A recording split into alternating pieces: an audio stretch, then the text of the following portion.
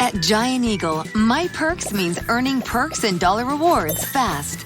Plus, big savings down every aisle with new lower prices on thousands of items. More perks, easy savings. Now that's rewarding. The following is a Hoop Ball presentation.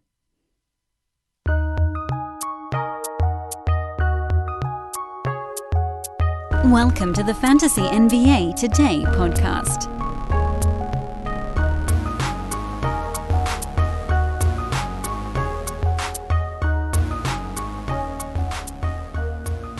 Friends, confidants, today's show is being done with my 1-year-old asleep, one room over. So we're going to do today's show in what I like to call fake broadcaster style, where instead of getting actually super animated on the show, I'm just going to do it with the pitch of my voice, and then I'm going to boost the volume a ton in post. Fix it in post. We'll fix it in post. So happy Thursday, everybody. I'm Dan Besbris, and this is Fantasy NBA Today, a hoop ball presentation. You can follow me on Twitter at Dan Besbris, DanBesbris, hoop-ball.com. The website at hoopball tweets on Twitter for those folks that have not yet found the big umbrella account. Thank you to everyone that has already checked out our brand new 2 podcasts so far, including but not limited to, for the moment, the Dynasty show that dropped this week called Punt Intended. Rhett and Travis doing a magnificent job with that show. And William Harris's new pod, the All Rookie podcast. We have added, I got to tell you, the fact that this is what we've been able to add so far this offseason, I am over the moon excited about it. It's something that I've felt, and I think I can be frank with you guys, I felt like we've kind of lacked that sort of coverage at Hoop Ball in the past. Brew, our founder, he'll take shots, but his shots are not usually with the youngest guys. And you guys know me, I never take shots on the young guys, and to a certain degree, I just don't even pay attention to them because the ROI on my effort is so crummy. I could do monster digging on 30 or 40 young players and figure out that maybe one of them is worth exploring when the time would just be better spent handicapping the other guys of the NBA. So to have these new shows, to have William doing a show about rookies and young players, to have Rhett and Travis doing a show on dynasty leagues, which of course does focus to a certain degree on young players, but really it focuses on age, not necessarily youth, but age is the key factor there and how long you can hold guys and rookie drafts. Just really, really cool. Again, those shows are called the All Rookie Podcast and Punt Intended. Those are the 2 names. They're available on iTunes, Stitcher, Spotify, all those different spots. Please do go check them out. You're going to add them to your ledger. I'm fairly certain of it. And again, if you're in a dynasty league, we now have the show for you. I'm also, by the way, super excited to note that a couple more pod newsers will be dropping either next week or the week after that. Yes, there's more. The offseason is great here at Hoop Ball. This is when we get ahead. During the season, you tread water. You win, but you're not going to start a bunch of new stuff because you're working so hard to get through the season. This is when we grow. This is when we do our cool stuff. So again, I tell you guys, if you want to start a podcast, even if it's not about sports, hit me up. This is when we have the time to work through it. But enough of that nonsense, because the baby could wake up at any minute. I want to dive straight into the basketball. Well, we nailed the handicap on Phoenix Clippers yesterday. Went into that ball game saying, what are the odds that Paul George has 40 points on 20 shots again? Very low. I think I said somewhere, 10%? Isn't that the number I said? 10? Maximum 20% chance. So you take your 80 to 90% fade on a game that was basically a pick'em. The Clippers winning that game in Phoenix totally changed the way that odds makers were able to list this particular series. And then Chris Paul, who had been pretty bad, actually, since coming back from his COVID protocol, was brilliant. And they lit them up, 130-103 the final score. I thought the total was right. It was not. Phoenix scored 130 points, so clearly the over was the play in that ball game.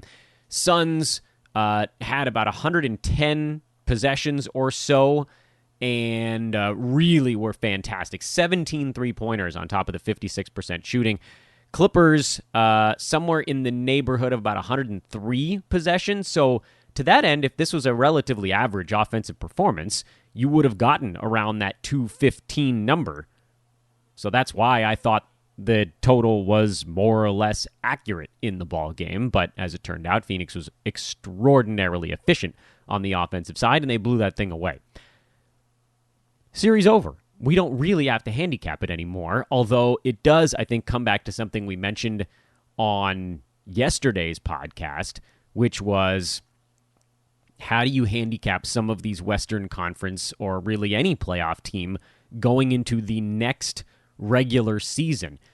And I'll tell you right now, I'm hard fading the Phoenix Suns next year because this was their maximum effort season. This is when Chris Paul, Devin Booker, DeAndre Ayton, all these guys played as many games as humanly possible during the regular season this year because they had to establish chemistry and clout. They had to establish confidence in themselves that they could do it against the best teams in the NBA. And now they're doing it. Yes, they've had some advantages with superstars being injured. Anthony Davis, Kawhi Leonard, Jamal Murray, if you want to call him a superstar, he's close. But they're doing it. And it's a short offseason. So they'll be playing into the middle of this month. And next season starts in about 3.5 months from right now. So you think Chris Paul, Devin Booker, Ayton, these guys, you think those dudes are going to play 75 games next year? I doubt it. I truly doubt it. Not with as many games as they've played this season, how deep they've gone into the playoffs. And I might argue something similar on the Clippers side, which was a team we broke down 2 days ago on the podcast, that Paul George, I thought this was his year to really make the push, and instead he's racked up, I think, the most minutes of anybody in the playoffs to this point. So, nope. I'm hard fading these teams that go deep into the playoffs. I know that the break isn't as severe as last season, where it was really like 2 months almost between when the playoffs ended and when teams were getting back together. It's a little bit longer this time around, a little bit, but it's still not a full off season. We're still about a month deeper, rather a month shorter on the off season, and especially an older guy like Chris Paul, that's going to be a tough turnaround. So as much profit as we've made off Chris Paul the last 2 years in fantasy drafts, this is the year where we're probably going to be shying away this coming season. Meanwhile, back at the lab or the lair of the Super Friends, Atlanta is in Milwaukee tonight. Bucks favored by 3. Giannis doubtful. Trae Young, Clint Capella, both questionable. So Giannis is likely... No, you know what? He's actually been downgraded from doubtful to out. So Giannis is out already. Now, the question, I think, on this ball game that jumps right into the forefront is not so much who on the Bucks is going to be asked to pick up the slack, because it's clearly Chris Middleton and Drew Holiday. That's the way that they're built, and that's the way it worked during the regular season as well. The question is, if Trae Young plays and Giannis doesn't, which is my guess on how this thing turns out, do we see the flip of what we got in Game 4, which was the Bucks coming out very lackadaisical against a Hawks team without their superstar, Atlanta getting off to a quick start, Giannis getting hurt, and the Bucks never getting back into the ballgame? I personally want almost nothing to do with the side on this game. I don't have any idea if the Bucks... I would assume that Middleton and Holiday are going to come out laser-focused without Giannis. So I think you're going to get a pretty damn good effort out of the Bucks. What I don't know is whether or not the Hawks are going to be able to have that same gusto they had in the last ballgame if Trae Young sits. And if he plays, is he healthy enough to be the Trae Young? So I think I'd lean probably to Milwaukee on the side. They will be a bit more disciplined on the offensive side without Giannis, although certainly from an efficiency standpoint, they'll be worse. They'll be more disciplined, but they'll be overall worse. It's a weird counterbalancing thing. Like, they won't be as much worse as you might expect, but they will be worse. The total, on the other hand, which is currently at 215.5, I think is one area we really want to be focused hard. When Giannis is out, the Bucks play slower. It's similar to what we talked about before Game 4 of this series, which was if Trae Young is out, the Hawks will play slower. Now, give Atlanta a ton of credit. They were very good at shooting the basketball in Game 4. They made their buckets. They shot 51%, but they only took 85 shots, had 11 turnovers, only 13 free throws. So really not that many possessions. Even if we just do our fuzzy math and call the free throws 6.5 possessions, 85 plus 6.5 is 91.5, plus 11 is 102.5. 102.5 possessions. That's not much. The Bucks in that ball game were around 108 or so. So slightly more, and then again, Giannis left when he got hurt in the third quarter, I think, of that ball game, if I'm remembering correctly. I might not be. Either way, he played a little bit more than half. So if you just called that a typical offensive performance, you would have expected the total actually to be somewhere around 210-ish, 211.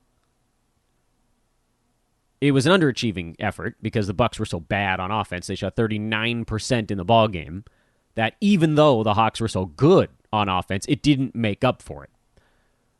Total of 215.5 in this one. It's coming down, but not as fast as you might expect. Last one was 216. This one's down by only about a half or a full point. I would actually lean to the under, again, mostly because I think without Giannis, the Bucks change their offense a lot. Remember, a lot of what Milwaukee does is built on Giannis getting the rebounds and pushing the basketball himself. A one-man fast break. With him not there, someone like a Brook Lopez is likely going to have to do a bunch more rebounding. He's mostly tasked with boxing out so that a smaller player can get the board and they can run. He's going to probably have to go get the board, hand it to a smaller player. Smaller player is going to bring it into the front court. That's going to give Atlanta a chance to set their defense.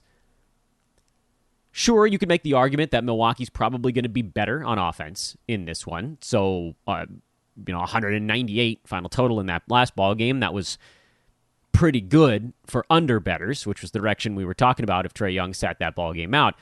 There's also the fear that Trae Young gets ruled in and can push the pace a bit on the Atlanta side.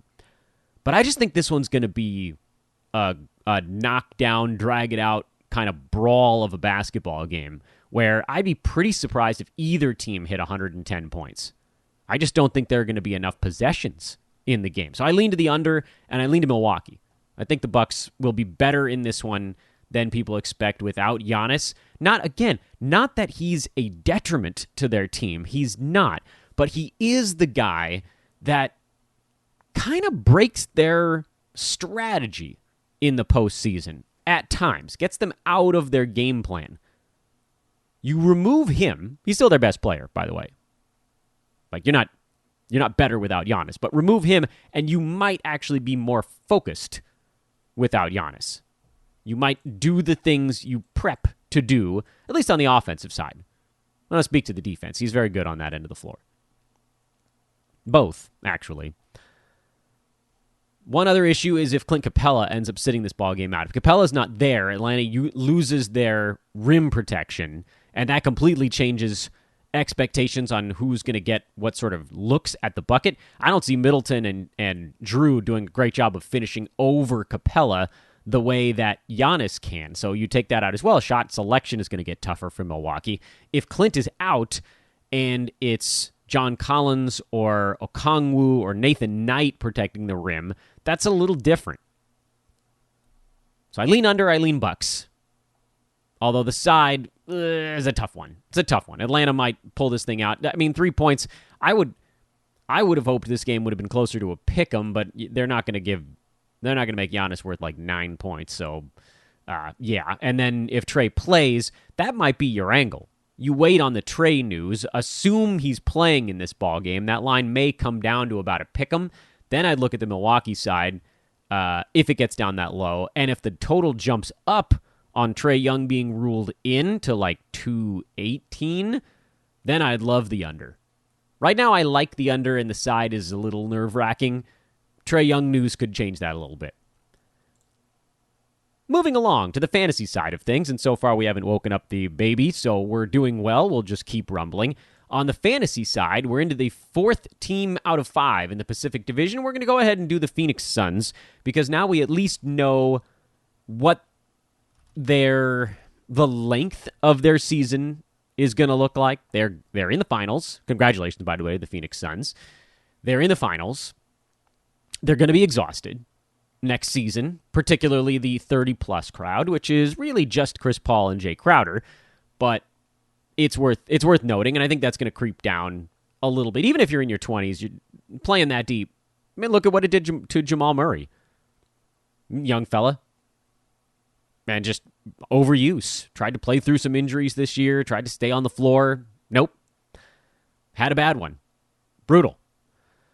So Suns are going to be careful during next regular season. I'll start our Suns breakdown by talking about that element, which is this is a team you basically want to fade almost all of them. Because the thing that jumps out about Phoenix this year is their health.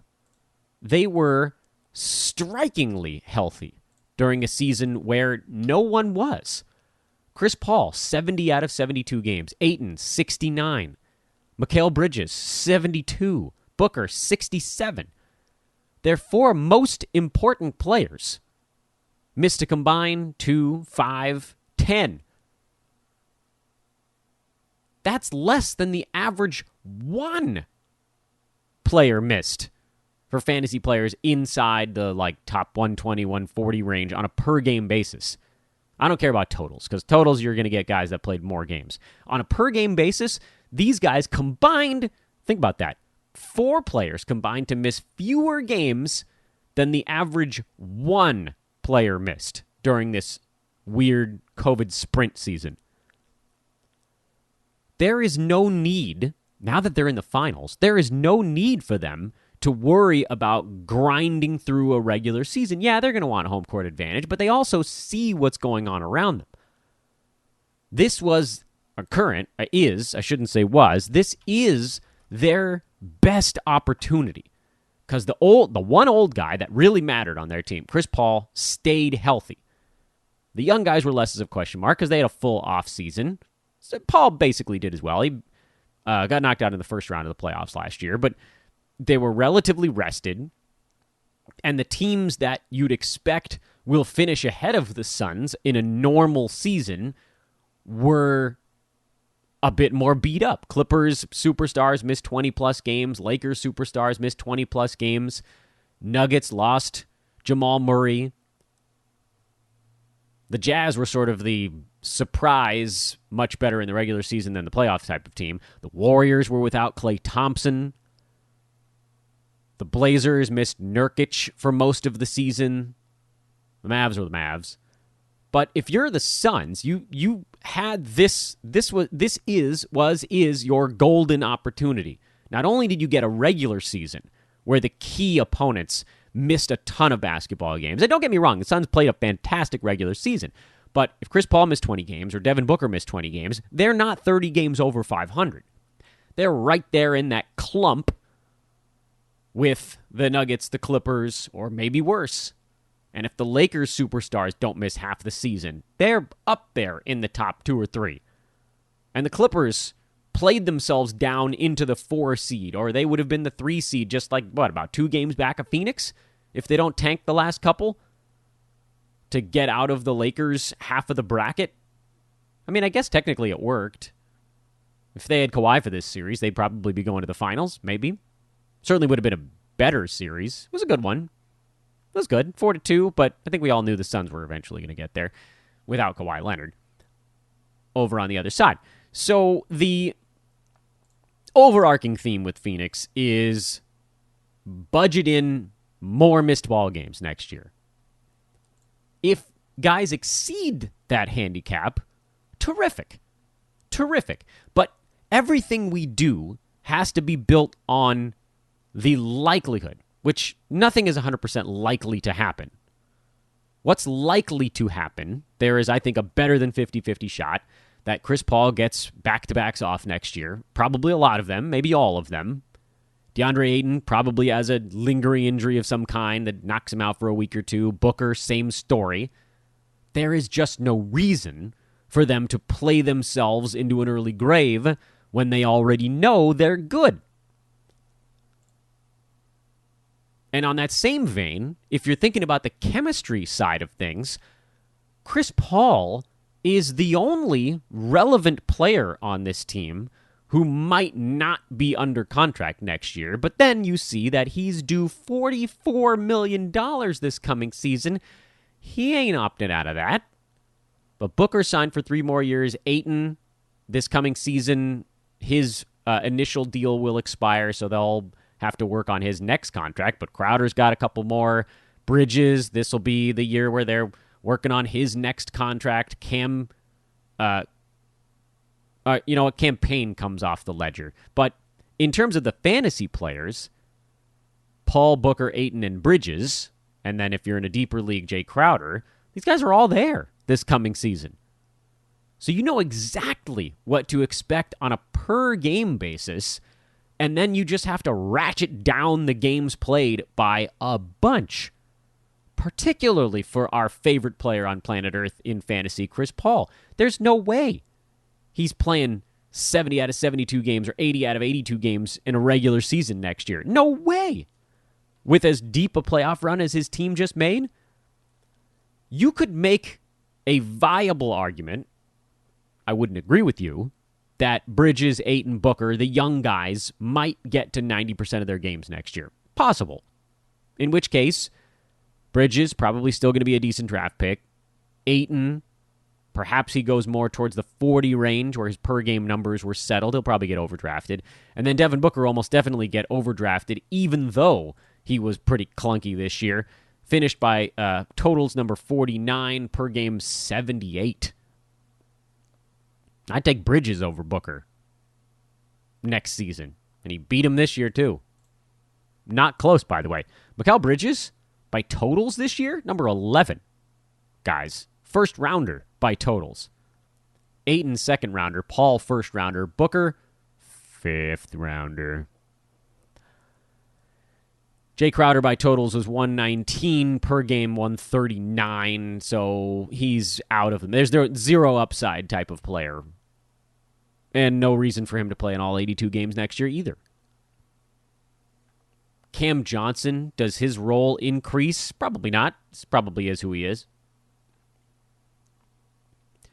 I think of all of these guys, the one I'd be most willing to take a shot on would be Mikal Bridges. I don't know where he's going to get drafted next year. Again, he was number 43 on a per-game basis, and he's been super durable, which was great because this year his role increased. He played 33 minutes a ball game. He had that sort of big jump that we all knew was coming from a minutes standpoint, but he took it upon himself to take more shots, and that was stellar work, and played in all 72 games. 82, all 82 is his rookie year, 73 last season, which I think was every regular season game they had. So he, again, if anyone, gets the durability tag. I'm less worried about the short offseason for Bridges than I am for Ayton, who's a big man, Booker, who is not older necessarily, but I don't think he's going to see the need to push himself quite so much. With Bridges, you might just see sort of a natural growth to his game in a fourth season that might even outweigh whether a missed game or two here and there. But that's really it. And it's strange for me to do this, but I mean, this is the case for a lot of the teams in the Pacific Division. Not the one we're breaking down tomorrow. We're talking Kings on tomorrow's podcast.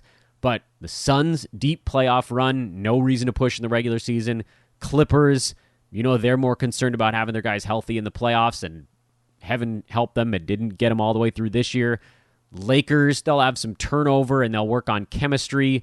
LeBron likes to play if he's healthy, but they're going to be very careful with Anthony Davis next year after this calf stuff, which I'm sure the Lakers were watching it, Achilles calf, just praying that nothing was tearing. So he'll be kid-gloved for sure next year. Which, again, leaves the Warriors, who we just talked about. I don't know how you draft Klay Thompson.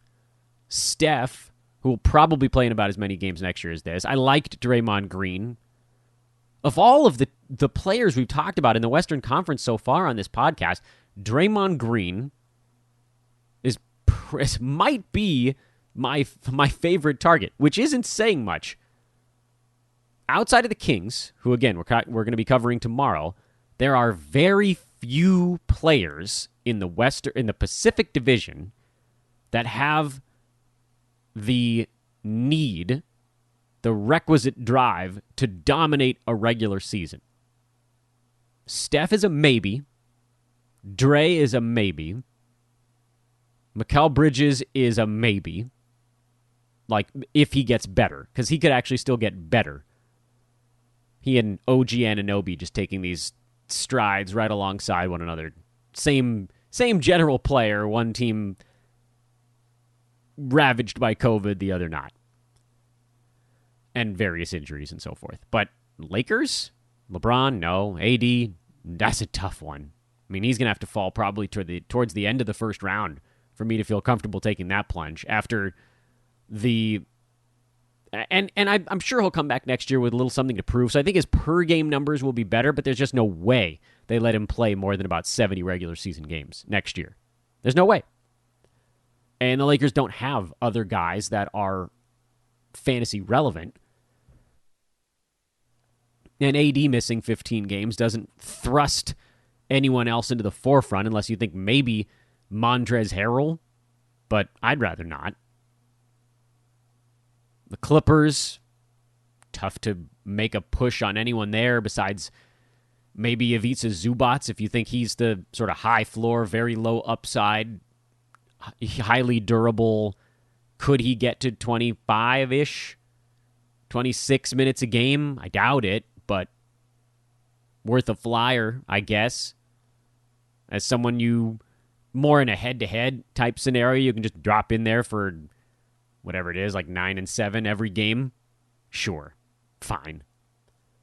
Kawhi, at least we know exactly what we're getting. Paul George, nah, he ain't pushing himself after this run. Rough, man, rough. Pacific Division, you will see my fantasy teams will not be playing on Pacific time very much next year. Although, there are arguments to be made in Sacramento, but their contract situation is pretty weird out there. So we'll cover that on tomorrow's podcast. We made it through this one. Not quite a half an hour. Whisper volume. The baby remains asleep. You get a show, and I somehow made it through. Have a great Thursday, everybody. I'm Dan Vespers for Fantasy NBA Today. Check out all of our new stuff over at Hoopball. It's all free. All those podcasts I just told you about earlier in the show, they're all free. Great work, everyone. You guys are kicking butt. I love it. I'm so excited. So excited about what we got going on at the Hoob these days. Anyway, have a great day. We'll talk to you tomorrow at full volume. So long.